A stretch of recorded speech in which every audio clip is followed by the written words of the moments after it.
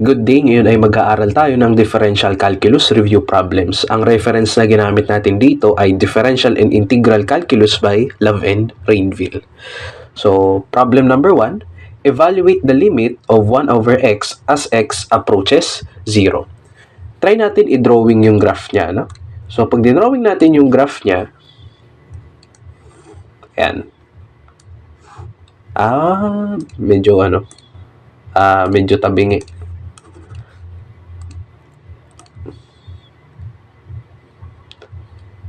Ayan, no? So, this is the x-axis and this is the y-axis. Meron tayong function na 1 over x. So, f of x is equal to 1 over x. And alam natin na asymptotic yung graph niya. Pag ganyan, no? So, ayan. And then, this is 0. Itong point na to. Ayan, no? This is x is equal to 0. So, kung mapapansin nyo, when x is equal to 0, the limit could be infinity. Ayan, no? Nandito siya, infinity or negative infinity. So, meron siyang dalawang value.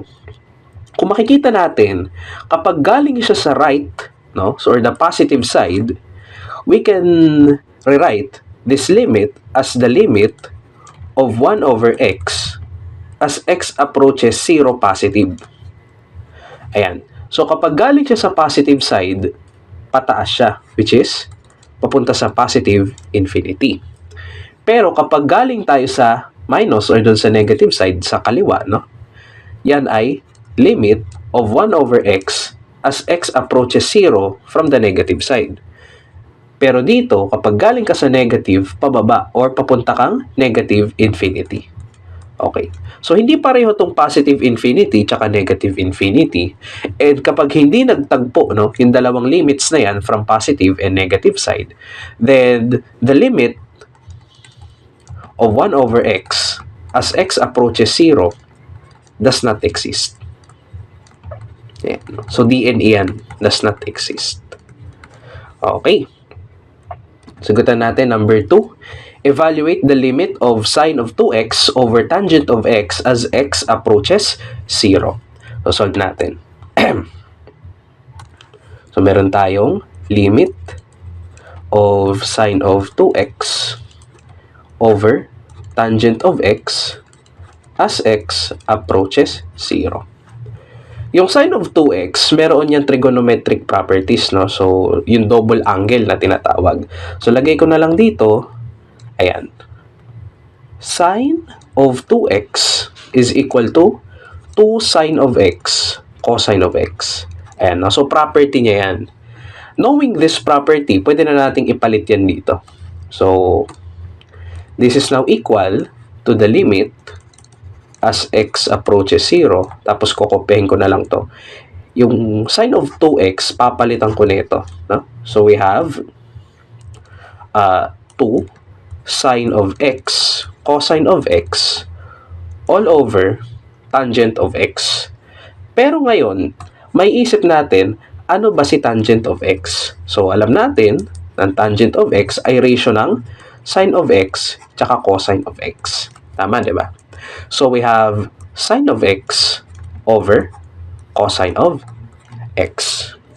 Medyo nakakairita kasi yung denominator natin, may denominator pa. So, ang gagawin natin, i-multiply natin both the numerator and the denominator by cosine of x over sine of x.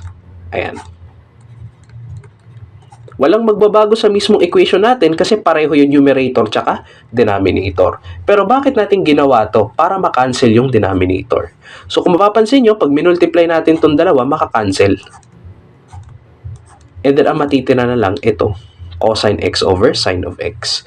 So, sine of x sa ilalim, sine of x sa numerator, makakancel din. Cosine of x sa taas, cosine of x din dito. So, mamumultiply sila. So, ang matitira na lang sa expression natin ay dito na tayo. The limit as x approaches 0 of 2 cosine of squared x. Ayan. This time, pwede na nating isubstitute sa 0. So, we have 2 cosine squared of 0, that is 2 times 1, and that is equal to 2. Ayan.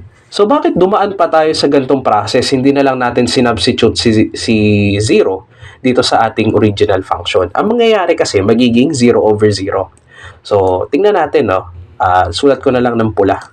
Kapag sinubstitute natin siya directly, we have the limit as x approaches 0 of sine of 2x over tangent of x. Pag nilagay ko yung 0 dito, magiging sine of 2 times 0 over tangent of 0. Magiging 0 over 0, and this is indeterminate. Ayan, no? So, wala tayong makukuhang matinong sagot kung ididirekta natin ng substitution sa 0. Kaya kailangan natin gawin itong mga properties ng trigonometric properties para mag-arrive tayo sa limit niya, which is 2. Okay? So, sana malinaw yung part na yun. Okay? Number 3 tayo. Next, let's have problem number 3. Solve for the derivative of x squared using the limit definition of the derivative. No? So, limit definition of the derivative, meron tayong dy over dx. No? And alam natin na yung dy over dx, that is change in y over change in x. No? Pero dahil ito ay derivative, kailangan natin i-apply yung limit dito. No? So, this is the limit as, be natin delta x, no? Approaches 0 of delta y over delta x. So, ganyan siya, no? But yung delta y natin, kung mag-a-analyze tayo, no, ng isang graph, sabihin natin, meron tayong graph dito. Ayan, no? So, meron tayong graph, and then, nandito yung function natin. Oops. And then, meron tayong, sabihin natin, 2 points. Ayan, sabihin natin, ito yung 2 points. Ayan. No?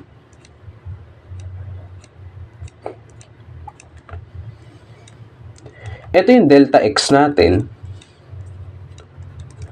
And then, nandito yung ating delta y.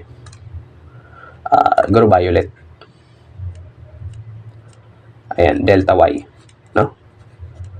So, ayan. Dahil isa siyang curve, we can only estimate, no? Hindi siya yung eksaktong value. We can only estimate the slope, no, nitong linya na to. But if we close these 2 points, sabihin natin itong, kung meron tayong point 1 dito at point 2, at ilapit natin si point 2 dito kay point 1, na sobrang lapit niya, na they're almost, no, at the same spot. So, ang mangyayari dito, yung delta y tsaka si delta x, mag-a-approach siya sa 0. Okay. Now, itong linya na to, let's say this is f of x. No? So, this is f of x. Ayan, no? Okay. So, since this is delta x, let's say that this here is x. No? X. And this is delta x. So, yung pangalawang point niya, that is x plus delta x. Tama naman, no? Kung ito ay x, kung mula rito sa 0 hanggang dito ay x, magdagdag ka ng delta x, o x plus delta x na yun, no? So, next naman, kung meron kong dalawang points dito, this here is f of x. Tama, di ba? F of x ito, ano itong pangalawa? That is f of x plus delta x. Tama naman kasi, yung x na nasa baba niya ay ito. So, kung ano yung magiging function nun, ayun na yun. Diba? So, ano yung magiging delta y natin? Yung delta y natin ay yung change in y. Pero meron na tayong mga values ng y. Itong dalawa. No? So, delta y over delta x is equal to f of x plus delta x minus f of x over x minus x plus delta x. Pero makakancel lang yung x, kaya delta x na lang yan. Diba? So, ayan na siya. Katulad nga nung sinabi natin, i-close natin si P2 tsaka P1 para maging sobrang lapit nila that they are already at the same spot. So, ibig sabihin, a-apply natin to ng limit. So, pag in-apply natin ng limit yan, as delta x approaches 0, lalagyan na rin natin ng limit dito. Ayan, no? So, kapag nilagyan natin ito, magiging derivative na siya, dy over dx. So, we can say that dy over dx is equal to this expression na merong limit. So, limit as delta x approaches 0 of f of x plus delta x minus f of x all over, yan, delta x. Okay. So, ito ngayon yung limit definition of the derivative. Okay? So, paano natin i-apply yon para ma-solve natin si x squared? So, para ma-solve natin si x squared, mag-assign na tayo ng mga values. So, if ang ating function ay x squared, so yan yung ating f of x. Tama? Now, ano yung magiging x plus delta x natin? So, we have f of x plus delta x is equal to, kung ano yung nasa loob nito, yun yung magiging function niya. So, that is x plus delta x squared. Okay? So, meron na tayo na itong dalawang to. Gamitin na natin yung formula. So, we have dy over dx is equal to the limit as delta x approaches 0. Yung f of x plus delta x natin ay ito. Pero ang gagawin ko, i-expand ko na. So, x squared plus 2x times delta x plus delta x squared. No? So, paano ko ginawa yon? Tandaan lang natin, pag meron tayong binomial na ini-square, ang resulta niyan ay a squared plus 2ab plus b squared. So, ayan yung pattern niya. Ngayon, kung hindi nyo alam yung pattern na to, pwede naman kayo mag-FOIL method. Pero ayan yun. X squared, a squared, 2x delta x, 2ab, delta x squared, b squared. Okay? So, ayan na yung f of x plus delta x natin. Minus f of x natin, which is x squared. All over, yung delta x natin, ayan. Okay na. Kung mapapansin nyo, pag nag-substitute tayo agad dito ng 0, magiging 0 yung denominator natin, walang mangyayari sa ating equation. So, magiging indeterminate siya kasi 0 over 0 yung kalalabasan. So, ang gagawin natin dito, isi-simplify muna natin yung equation bago tayo mag-substitute ng 0. Notice na meron tayong x squared dito at negative x squared dito sa kabila. So, pwede nating i-cancel yan dalawa. Okay? So, na-simplify na natin. We have the limit as delta x approaches 0 of 2x times delta x plus delta x squared over delta x.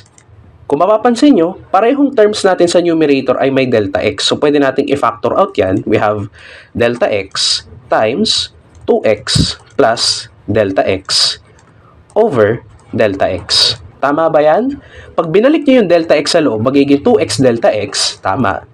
And then delta x times delta x squared. So, tama din. Okay? Ngayon, na-factor out na natin si delta x. May delta x din tayo sa denominator. Makakancel din silang dalawa. So, ano na matitira sa atin? Itong numerator.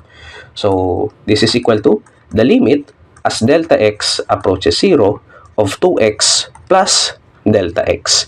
So, pwede mo na i-substitute yan. 2x plus 0. So, ang ating dy over dx is equal to 2x na lang.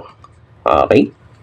So, ganyan po isolve ang derivative ng x squared using the limit definition of the derivative. Pero, para mas madali, mag-power rule na lang kayo.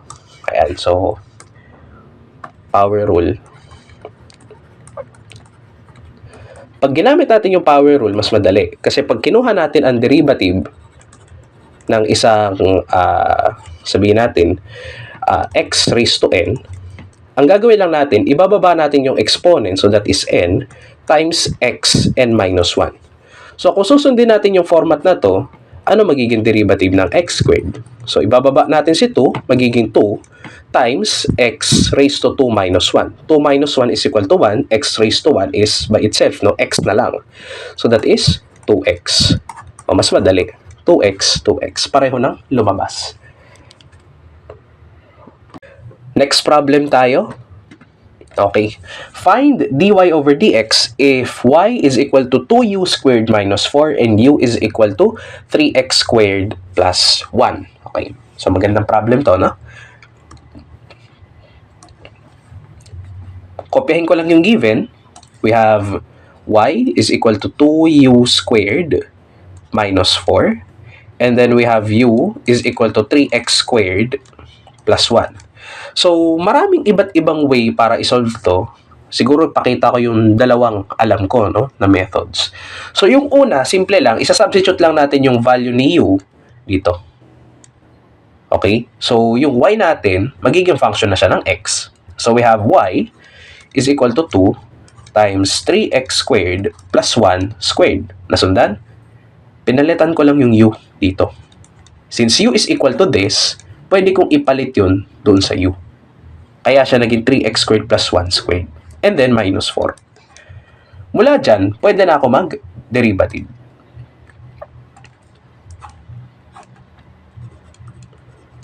Ayan, no? So we have, puti na lang, dy over dx is equal to 2, dahil constant naman yan, 2, times the exponent, which is also 2, ibababa ko yan, times 3x squared plus 1 by power rule, 2 minus 1. Diba? Pero dahil ito ay isang function, no? Sa loob ng isang function, we have to apply chain rule. So, ibig sabihin, kukunin ko pa yung derivative nung nasa loob. So, paano yan? Ano derivative ng 3x squared? Diba 6x? Kasi, ibababa ko si 2, mamultiply kay 3, so that is 6. Tapos, x 2 minus 1, that is x na lang. Ayan. So, chain rule yon. Kapag nakuha mo na yung derivative nito, kukunin mo pa yung derivative ng function na nasa loob. Okay? And then, after niya, nakuha na natin yung derivative nito. Next naman ay constant. So, ang derivative ng constant ay 0. So, minus 0 na yan. Wala na yan, no? Okay. So, simplify na lang natin. dy over dx is equal to 4 times 3x squared plus 1. 2 minus 1 is 1. So, okay na yan. And then, 6x. Ayan, no? So, pwede pa nating i-simplify yan. That is, 4 times 6, that is 24x. And then, this is 3x squared plus 1. O, distribute natin. So, we have dy over dx is equal to 24 times 3, so 72. 72x cubed plus 24x. Ayan. So, yan yung sagot. Ito naman yung pangalawang method. Wait lang. Di ko ma-drawing. Ay, mali. Ayan. Hindi ko siya ma-drawing. Wait lang. Ayan. Ito yung pangalawang method. Kung meron akong y dito at meron akong u dito, paano ko makukuha si dy over dx? Okay. So, kung meron akong y dito, sulat ko lang ulit, y is equal to 2u squared minus 4, and then u is equal to 3x squared plus 1. Paano ko makukuha si dy over dx? Okay? Ngayon, pwede kong gawin to. Ang gagawin ko, pansinin nyo to ang variable ni y dito ay u. So, ang gagawin ko, kukunin ko si dy over du. Or yung derivative ni y with respect to u.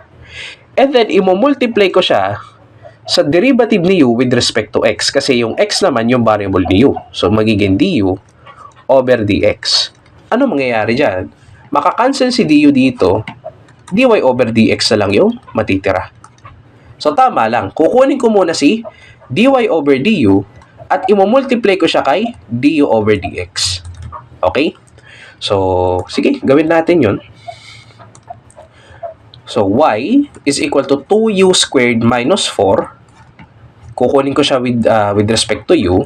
So, dy over du is equal to 4u minus 0. Wala na, constant na yun eh. Bakit 4u? Binaba ko lang yung 2. Tapos 2 times 2 is 4. 2 minus 1 is 1. So, u raised to 1 na yan. Or simply, u. Next naman, si u. u is equal to 3x squared plus 1. Kunin natin yung derivative niya. Wag na. Kunin natin yung derivative niya with respect to x naman. Okay? So, we have du over dx is equal to 3x squared. 2 times 3, that is 6. 2 minus 1 is 1. So, 6x na lang yan. And then, plus 1 constant, that is plus 0. Imumultiply ko na lang itong dalawa. So, we have dy over du times du over dx is equal to 4u, wala na yung 0, no? Times 6x, which is equal to 24ux. Ayan, medyo weird, no? Kasi may u tapos x. Pero ano bang value ni u?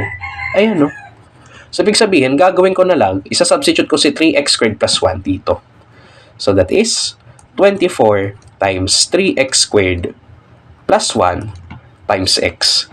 So, ilan yan? 24 times 3, 72 x cubed plus 24x. Maka-cancel tong du. So, yan na yung dy over dx natin. Diba? Nakuha din.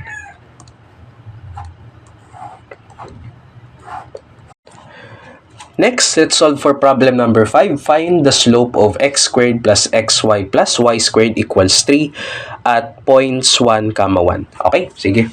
Solve natin. So, implicit differentiation ang gagawin natin dito. So, let's have x squared plus xy plus y squared is equal to 3. Pag sinabi nating slope, kailangan natin kunin yung derivative niya, no? So, pag kinuha natin yung derivative with respect to x, ayan, no? So, that is 2x, power rule, no? Baba mo to, 2x. And then, plus xy, no? So, kapag meron tayong dalawang terms na nakamultiply, ang gagawin natin ay yung multiplication or yung kung paano mag-derivative ng mga multiplication terms, no? So, halimbawa, meron kang, lagay ko na lang dito,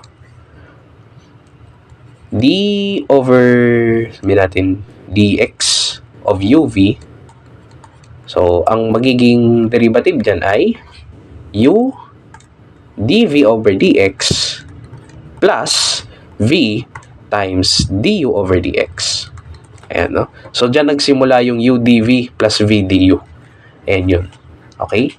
So, in this case, meron tayong xy. No? So, kung gagawin natin yan, we have d of dx of xy. So, yung first term, ikakopy natin. So, we have x times dy over dx plus yung second term naman, y times dx over dx. Eh, yung dx over dx, 1 na lang yan, di ba? So, yung d over dx of xy is equal to x times dy over dx plus y. So, meron na tayo niyan. O, kopyahin na lang natin. X times dy over dx plus y. And then, meron tayong y squared, no? So, ano na lang yan? Tawag dito, power rule, no? So, we have plus 2, baba mo lang. And then, y, 2 minus 1 is 1. So, y1 na lang yan. Pero, itong si y, ay hindi siya, hindi siya x. Hindi siya x, no? But it is a function of x. So, ibig sabihin, by chain rule, kailangan pa natin kunin yung derivative niya, which is dy over dx. So, meron pa yung ganyan. And then, this is equal to 0. Ngayon, para makuha natin yung slope, kailangan i-isolate natin yung terms na merong dy over dx. So, para magawa yan, ilipat natin muna doon sa right-hand side yung mga wala. So, ito yung wala. Ito din. So, we have, ang gagawin ko rito, ifa-factor out ko na to. So, that is x plus 2y times dy over dx is equal to negative 2x minus y. Bakit negative? Kasi positive sila dito. Pag nilipat ko, magiging negative. Okay? Para matira si dy over dx, i-divide ko na lang. Ma-cancel to. So, we have dy over dx is equal to negative 2x minus y over x plus 2y. O, ayun na. Kasi ito na yung derivative natin. Makukuha ko na yung slope pag sinubstitute ko to. Ito ang ating x, ito ang ating y. Makukuha na natin yan. Negative 2 times 1 minus 1 over 1 plus 2 times 1. Negative 2 times 1, negative 2. So, negative 2 minus 1, that is negative 3. 1 plus 2 minus, 2 times pala. 1 plus 2 times 1. 2 times 1 is 2. 1 plus 2 is 3. So, negative 3 divided by 3 is negative 1. So, ibig sabihin, ang slope nito ay negative 1.